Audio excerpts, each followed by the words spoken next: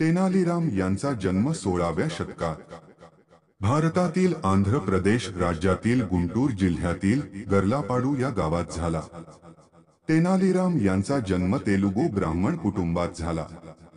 ते व्यवसायाने कवी आणि तेलुगू साहित्याचे उत्तम अभ्यासक होते। त्यांच्या वक्तृत्व कौशल्यामुळे ते खूप प्रसिद्ध होते आणि त्याला विकट कवी या टोपण नावाने संबोधले गेले। तेनालीरामचे वडील गर्लाप्ती रामया हे तेनाली गावातील रामलिंगेश्वर स्वामी मंदिराचे पुजारी होते।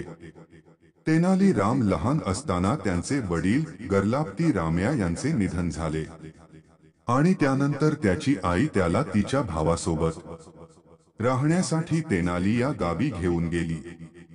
तेनालीराम हे देखील शिवभक्त होते, म्हणूनच त्याला तेनाली रामलिंगा असेही म्हटले गेले। ऐतिहासिक सूत्रांनुसार काही काळानंतर त्यांनी वैष्णव धर्म स्वीकारला। तेनालीराम यांना शाळेत औपचारिक प्रशिक्षण मिळाले नाही, परंतु त्यांची शिकण्याची तीव्र इच्छा आणि ज्ञानाची आवड यामुळे त्यांना शिकाऊ पदवी मिळाली। परंतु ते पूर्वीचे शिवभक्त असल्यामुळे वैष्णव अनुयायांनी त्यांना शिष्य म्हणून स्वीकारले नाही। तेव्हा एका महान संताने त्यांना कालीची उपासना करण्याचा सल्ला दिला आणि असे म्हणतात की संताची आज्ञा मानून तेनालीरामने देवी कालीसाठी खूप तपश्चर्या केली आणि त्याचा परिणाम म्हणून तेनालीराम यांना देवी कालीकडून उत्कृष्ट हास्य कवी होण्याचे वरदान मिळाले।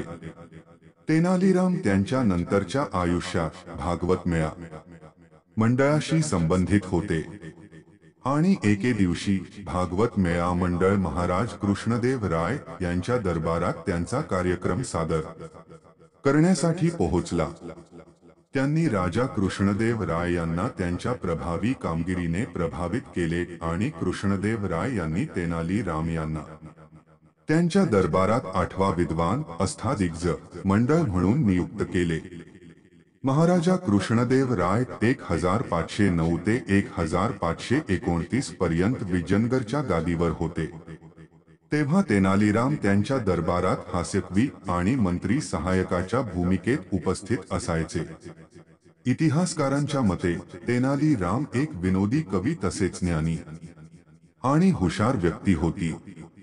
तेनालीराम महाराजा कृष्णदेव राय यांना राज्याशी संबंधित गंभीर समस्यांवर मात करण्यासाठी अनेक वेळा मदत करत असत। त्याच्या बुद्धिमत्ता, चातुर्य आणि ज्ञानाशी संबंधित अनेक कथा आहेत। आपण या कथांच्या सत्यतेबद्दल शंका घेऊ शकता, परंतु त्यांच्या गुणवत्तेवर नाही। आजची कथा कशी वाटली कमेंट्स करून सांगा आणि चॅनल वरती नवीन असाल तर लाईक करा आणि सबस्क्राईब करा।